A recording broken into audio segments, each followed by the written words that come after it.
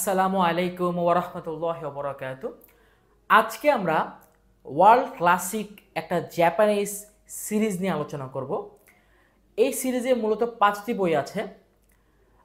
5টি বইয়ের মধ্যে 4টি করে টোটাল 20টি স্টোরি আছে, অর্থাৎ প্রত্যেকটা বইতে 4টি করে স্টোরি আছে এবং সবগুলো স্টোরির ঘটনাস্থল একই জায়গায়, কিন্তু প্রত্যেকটা স্টোরি কিন্তু ইটসেলফ একটা ডিফারেন্ট স্টোরি। এখন আমরা যদি এই প্লটটা নিয়ে আলোচনা করি যে এই সিরিজটার মেইন থিমটা কি, মেইন থিমটা অনেকটা এরকম: আমরা আমাদের জীবনে এমন একটা ঘটনা ঘটে যে আমরা হয়তো কাউকে কোনো একটা কিছু বলার ছিল, কিন্তু তার আগে আমরা তাকে হারিয়ে ফেলি।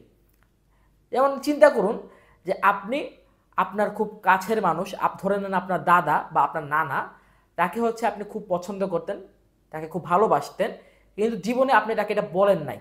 অনেকের মধ্যে একটা আফসোস থাকে যে আমি তাকে এই কথাটা বলি নাই, এবং পরবর্তীতে তিনি যখন ইন্তেকাল করেন, তিনি যখন মারা যান, তারপরে কিন্তু এই যে সুপ্ত চিন্তাটা যে আমি তাকে কখনো বলি না যে আমি আপনাকে খুব পছন্দ করতাম, আপনাকে খুব ভালোবাসি নানা ভাই বা দাদা ভাই, প্লাস তার কাছে ক্ষমা চাওয়া যে আপনার সাথে কখনো বেয়াদবি করে থাকলে আমি ক্ষমা চাই, যেটা আমাদেরকে অহরহ হয়। দেখা যায় যে মানুষ মারা যাবার পরে আমাদের মনে পড়ে যে আহা, ওনার থেকে তো আমি ক্ষমা চাইলাম না। তো মানুষের এই যে ইমোশনটা, এই যে একটা অপ্রাপ্তি, এই যে অপ্রাপ্তির ইমোশন, এটাকে বেস করে মূলত এই সিরিজটা লেখা হয়েছে। একদম বেসিক কথা যে আপনি হয়তো কাউকে কিছু একটা বলতে চাচ্ছিলেন, কাকে কিছু একটা আপনার ফিলিংটা শেয়ার করতে চাচ্ছিলেন তাকে নিয়ে, কিন্তু আসলে আপনি সেটা করতে পারেন নাই, এবং আপনি যে করতে পারেন নাই তার অনেক পরে, বা আপনি যে করতে পারেন নাই তারপরে হয়তো তার সাথে আপনার এখন আর যোগাযোগ নাই, বা এখন উনি কোথায় আছেন আপনি জানেন না, হয়তো উনি মারা গেছেন, অথবা উনি এমন কোথাও আছেন যেটা আপনার রিচের বাইরে।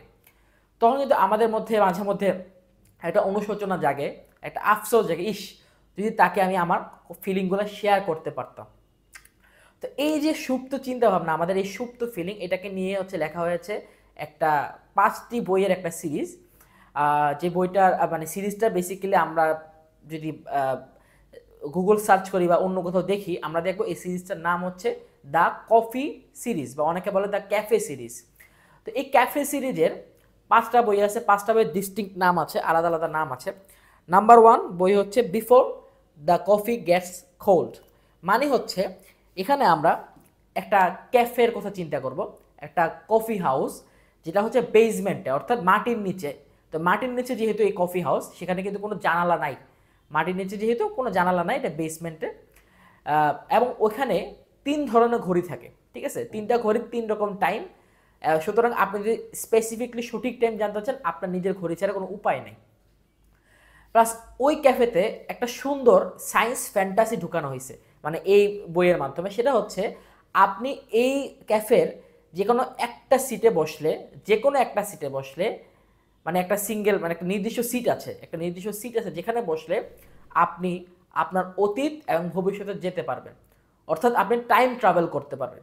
বেসিক্যালি আপনি দেখবেন যে রাশিয়ান রাইটার যারা, তাদের বইতে হচ্ছে আমরা স্পেস ট্রাভেল নিয়ে বেশি লেখা দেখি, স্পেস ট্রাভেল নিয়ে তাদের ফ্যান্টাসি বেশি।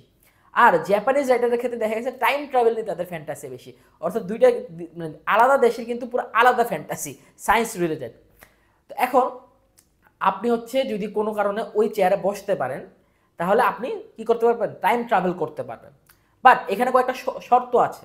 নাম্বার 1 শর্ত হচ্ছে আপনি এই চেয়ারে যদি বসে টাইম ট্রাভেল করতে চান, এবং আমি টাইম ট্রাভেল করে যে কোনো একজন মানুষের সাথে দেখা করতে চান, বা একটা মানুষের সাথে কী হচ্ছে সেটা দেখতে চান, সেই ক্ষেত্রে আপনাকে, মানে আপনি যার সাথে দেখা করতে চাচ্ছেন তাকেও এই ক্যাফেতে কোনো না কোনো সময় বসতে হবে, অর্থাৎ পূর্বে সে এখানে বসছে এমন হইতে হবে, না হলে কিন্তু আপনি তার সাথে টাইম ট্রাভেল করে দেখা করতে পারবেন না।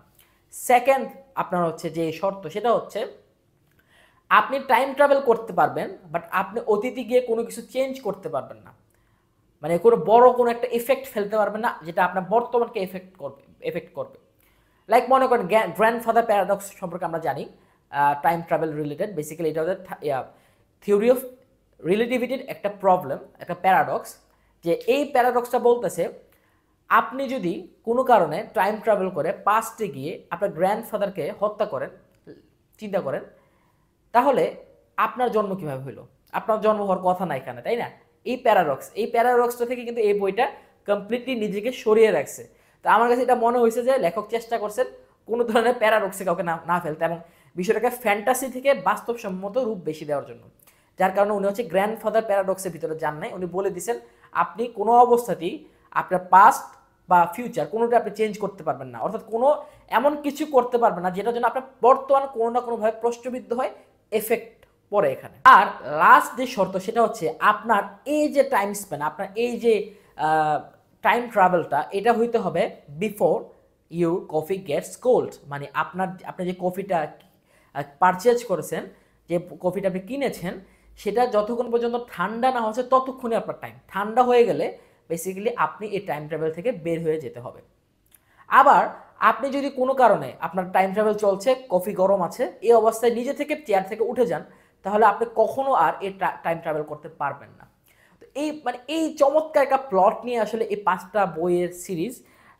যার ফার্স্ট বই হচ্ছে before the coffee gets cold, second হচ্ছে before the coffee gets cold tales from the cafe, third হচ্ছে before your memory fades, fourth হচ্ছে before we say good bye, আর লাস্ট ওয়ান হচ্ছে বিফোর উই ফরগেট কাইন্ডনেস। এই 5টা বইয়ের আপনি প্রচ্ছদ দেখতে পাচ্ছেন, চমৎকার প্রচ্ছদ। এক একটা বইয়ের প্রচ্ছদ আমার কাছে মানে খুবই লোভনীয় মনে হয়েছে। মানে বেসিক্যালি আমার কাছে মনে হয় যারা পাঠক আছেন, যারা বই পড়েন, তাদের কাছে কিন্তু এই যে কাভারটা, সেটার একটা ইম্পর্টেন্স থাকে সবসময়। প্লাস যারা বই পড়েন না, বই সাজায় রাখতে চান, তাদের জন্য কিন্তু সবচেয়ে ইম্পর্টেন্ট পার্ট কিন্তু বইয়ের, সেটা হচ্ছে তার কাভারটা, কোনো অবস্থাতে ভিতরের অংশ না।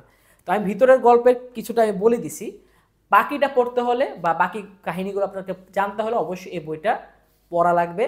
আপনারা এই বইটা আমাদের সিটি নিউ স্কুল বই ঘরে পাবেন ইনশাআল্লাহ। আমরা একদম অফার মূল্যে, একদম কম মূল্যে দেওয়ার চেষ্টা করবো, এবং প্রিমিয়াম প্রিন্ট। আগেই বলে রাখি, print quality is outstanding, print quality চমৎকার। অফসেট পেপারে আপনার ক্রিম কালারের অফসেট পেপার হচ্ছে এটা প্রিন্ট করা হয়েছে, প্লাস কাভারটা অনেক শক্তপোক্ত আমার কাছে মনে হয়েছে। তো I think it's a very good option. তো আপনারা যারা এই বইটা পড়তে চান, আমাদেরকে অবশ্যই কমেন্টে অথবা আমাদের মেসেজ অপশনে জানাতে পারেন, আমাদের হোয়াটসঅ্যাপ নম্বরে জানাতে পারেন। আমরা ইনশাআল্লাহ আপনাদেরকে এই বইটা দেশের যে কোনো প্রান্তে প্রোভাইড করব। আর কেউ যদি সবগুলো বই একসাথে নেন, 5টা বই একসাথে নেন, সেক্ষেত্রে তার কোনো ধরনের ডেলিভারি চার্জ লাগবে না, কোনো ধরনের অগ্রিম চার্জ লাগবে না। আপনি বই হাতে পেয়ে টাকা পেমেন্ট করবেন উইদাউট ডেলিভারি চার্জ। সবাইকে অসংখ্য ধন্যবাদ আজকের এই ভিডিও দেখার জন্য। আসসালামু আলাইকুম ওয়া রাহমাতুল্লাহি ওয়া বারাকাতুহু।